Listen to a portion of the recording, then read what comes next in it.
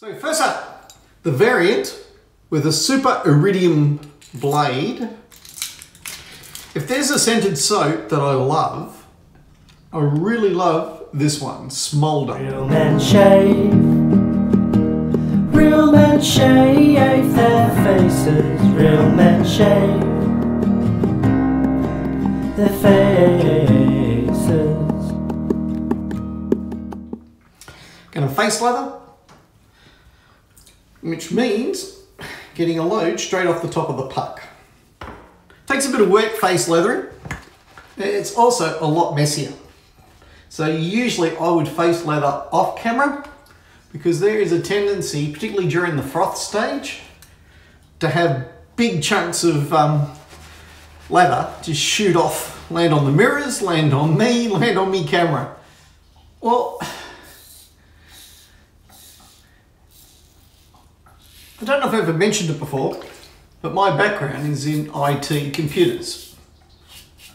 So things like security, penetration, testing, security, tracking, using all the tricks and tips that years of experience have given me. I often hear stuff that goes out into the media and go, oh man, I really want to correct that mistake. You know, when Mueller came out and blamed the Russian troll farm, I thought to myself, how stupid do they think Americans are?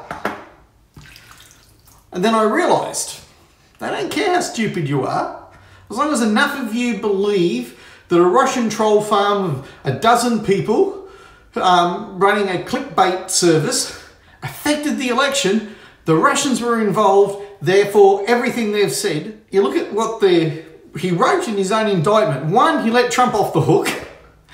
Okay, well I thought the whole point of this was to show that the president was involved. You know, that's the reason why you had to bug him when he was a candidate. But no, turns out he wasn't involved with the click farm, so that was a bust. But then I go back to 2016, when the company was working out its business model. 2016, right? That's a year before Donald Trump has declared his candidacy. Took out about $100,000 worth of ads for Facebook. They made more than that because it's clickbait, because the clicks they get paid to generate are paid for by people. So if you're one of the news agencies like Time, CNN, NBC, whatever, and you need to show that you're relevant to your advertisers, you need to game the click system and you buy clicks. And that's where you buy these click farms. And these click farms are designed because paying for clicks costs money. Whether you get an Indian or a Bangladeshi to do it, it costs money. Computers can be detected. So the real trick is to create clickbait that click back to a subdomain on those things, and you get paid for how much click energy, if you like, you put through, which ups the numbers for the big broadcasters, and the result is, you guessed it, more money from revenue. It's a dodgy system. Time has just been caught out, and their board is in complete disarray with people being sacked left, right and centre because they've been doing this for the last 2-3 years. I don't buy subscribers. If you subscribe to my services because you like me, but I can buy subscribers. Click farming is huge business around the world. This small company, right, with ties to, I don't know, ties to whoever. I'll click for anybody. Why shut them down? During the election, some of the biggest click farms employed hundreds of thousands of people around the world. Why didn't he indict them? And why not go back to not the click farm, but the people that were paying for the clicks?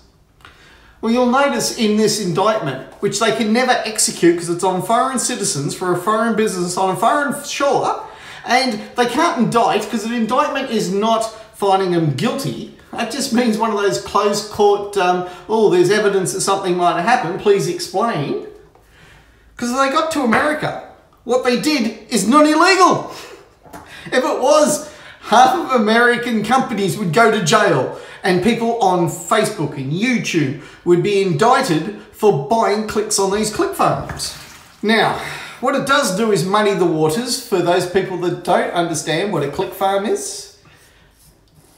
And clickbait, fake stories. And nobody seems to care that 2/3 of the clicks that they generated were anti-Trump stories. Because at the time, that's what sold.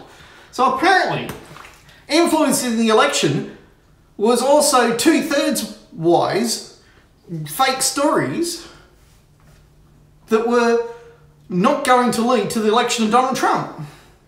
And the classic, they employed Americans to deceptively click for them. Well, that's the whole business model of one of these click farms. Love the scent of this Smolder scent. It is fantastic. Well worth picking up a pack of it. Hear that sound? That is the sound of me getting the BBS. I haven't even adjusted it for the setting. 2.5 seems to be just about perfect from first to last. Now, why muddy the waters with an indictment that can never go anywhere? The public service is now trying to get the Democrats elected again. You'll hear the media refer to the public service as the deep state.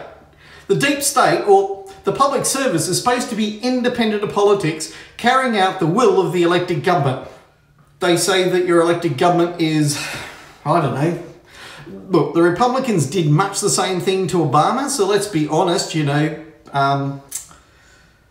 they may have been right, they may have been wrong, but the result was, you know, in football, it's called a blocking tackle. Doesn't advance the game, but what it does do is it halts the progress and the momentum that the other side have. This bullshit is going to result in the Democrats regaining the power in the legislative houses at the next midterm elections. I think you call them in the United States. As far as a tactic goes, I understand it. As far as their tactics go, politics is war by another name. However, I do think they need calling out on, you know, a person's innocent till they're proven guilty. Believe it or not, that actually applies to everybody, not just American citizens. So those Russians are innocent until they're proven guilty. Now, what they love about this is they will never stand trial. And when they stand trial, they will be exonerated. There's very little likelihood that a judge would let those charges proceed. If he did, well, that would be unprecedented and new legal ground would be broken. Good or bad, it would have to be new legal ground. Where do we go from here? Despite all the money, Mueller has not proved that there was any evidence backing up the assertion that the deep state needed to spy on an American candidate for the election as president. There was no question that he was capable. There was no question that he was a citizen. There is no constitutional question that would have meant that he couldn't stand for office. Therefore, the FISA warrants that were gotten against... Now, you got to get... I don't care about who's your president, right? I didn't like the last one. I don't like the current one. God help the next one, in my opinion. But it's a rule of law.